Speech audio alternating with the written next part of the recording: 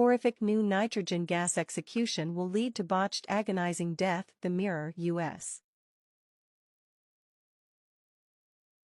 Human rights advocates are furious over a Supreme Court decision to execute a death row inmate using a new and untested method, nitrogen gas.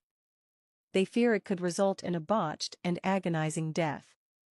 The man in question is Kenneth Eugene Smith, who was convicted for the 1988 murder for hire of Elizabeth Sinnott in Alabama. Don't get confused now. Kenneth Eugene Smith is the first person that Alabama voted to execute with nitrogen gas, nitrogen hypoxia. Now, much of this article is old, but it goes to talk about the effects of nitrogen hypoxia and the ill effects of using it and why it shouldn't be used. The other man in question is the second person that's going to be executed, which is Allen Eugene Miller. It's Alabama, same state. But this article goes to show the ill effects of using nitrogen hypoxia. So I'm running it because it explains it. And if you listen, it's quite interesting, in depth. Allen Eugene Miller is the man that survived the previous lethal injection attempt. I already put a video up about him. If you check it out, it's below somewhere. The state's highest court has granted an execution warrant for Smith, but the method of execution wasn't specified. However, the Attorney General hinted that they plan to use nitrogen gas. This method supposedly works by depriving the person of oxygen, causing them to suffocate. But the exact date of Smith's execution hasn't been set yet.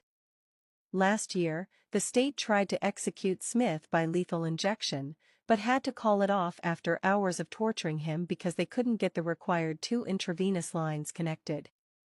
While some believe the nitrogen method would be effective and painless, human rights organizations have likened it to human experimentation. Maya FOA, a lawyer and advocate at Reprieve, an organization fighting human rights abuses, wasn't shocked by the decision. She told us, "The Alabama Supreme Court has long allowed the state to conduct executions which amount to human experimentation, so this latest grim ruling comes as no surprise." FOA continued. For decades, Alabama has been torturing people in the execution chamber by lethal injection, causing appalling and needless human suffering. Secrecy, the rush to carry out executions, and the use of illicit and poor-quality drugs has caused scores of botched lethal injection executions in states across the USA. Execution by nitrogen gas promises to do the same. Kenneth Smith's lawyer, Robert Grass, highlighted that the decision was not unanimous and said there is hope for the court to realize that the plan is unjust.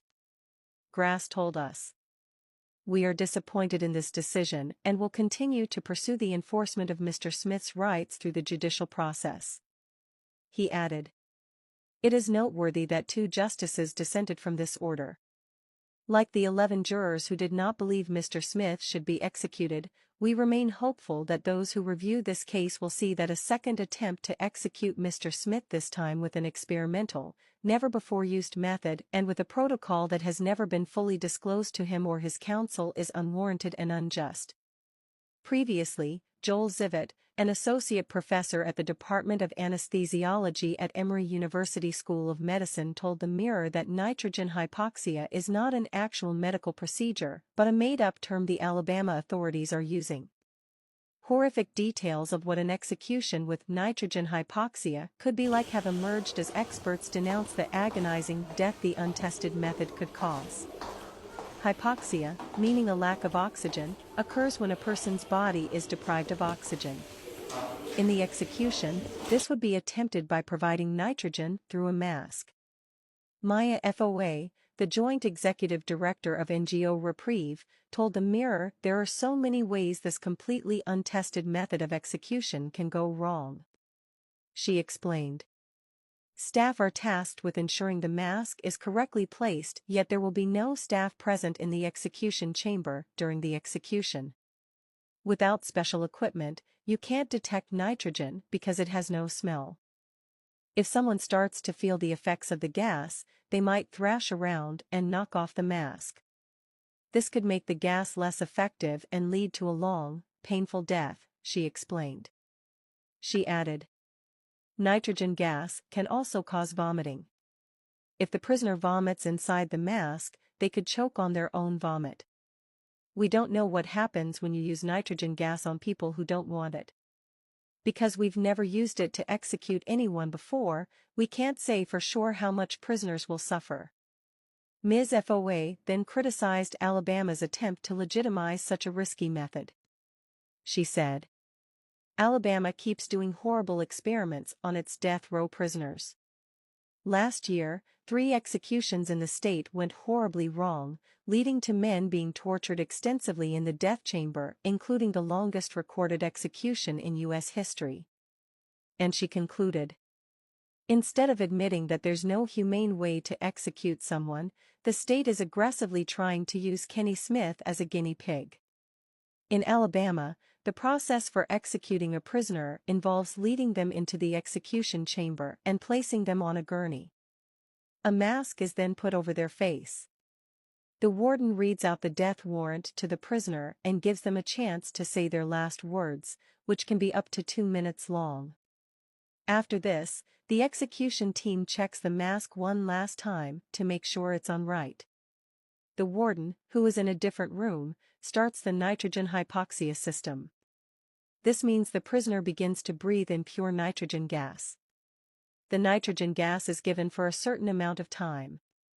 According to the rules, it's given for 15 minutes or 5 minutes after the EKG, electrocardiogram, shows no heartbeat, whichever is longer.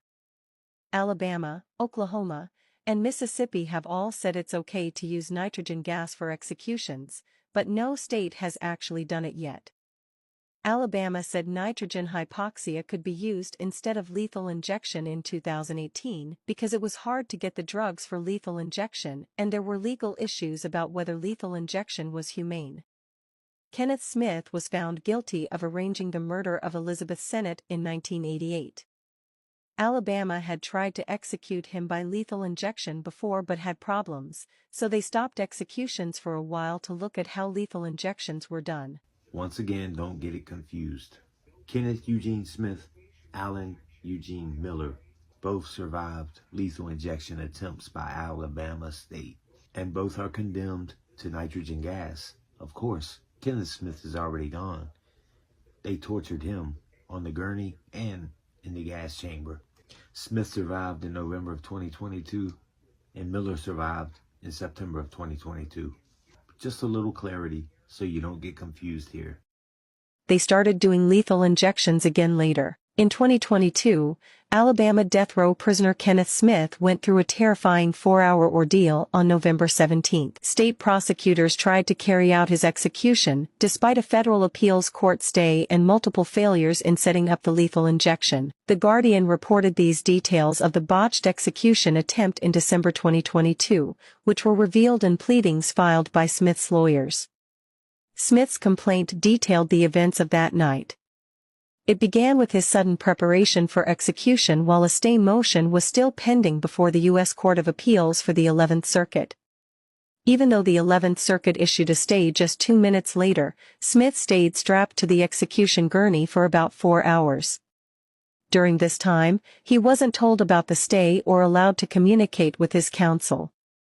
When the U.S. Supreme Court lifted the stay, the execution team tried to set up the intravenous line and injected Smith with an unknown substance against his objections. A person whose medical qualifications are unknown repeatedly poked Smith in the collarbone area with a big needle trying to insert in 4-line.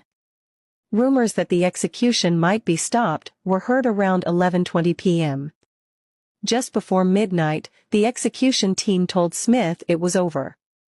When guards took him out of the room, he was in a lot of pain and couldn't move his arms or walk by himself. Open your eyes. Understand what's going on in our prisons. Please support this channel.